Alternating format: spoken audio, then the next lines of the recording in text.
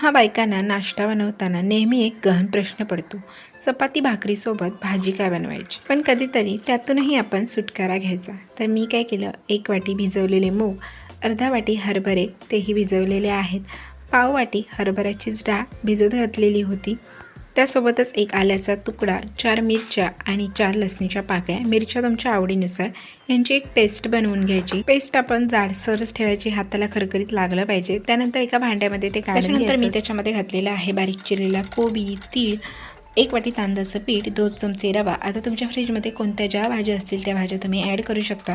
त्यानंतर आप्पे पात्र ठेवायचं, आप्पे पात्राला आपण तेल लावून आणि चमच्याने आपण अशा पद्धतीने बॅटर सोडायचं, वरती झाकण ठेवायचं. एका साईडने चांगले फ्राय झाले की पलटी करून घ्यायचे, दुसऱ्या साईडने मस्तपैकी फ्राय करायचे आणि खोबऱ्याच्या चटणीसोबत. मी तर बनवून झाल्यावरती लगेचच नाश्ता करायला बसले होते आणि त्या नादात मी पुढचा व्हिडिओच करायला विसरले.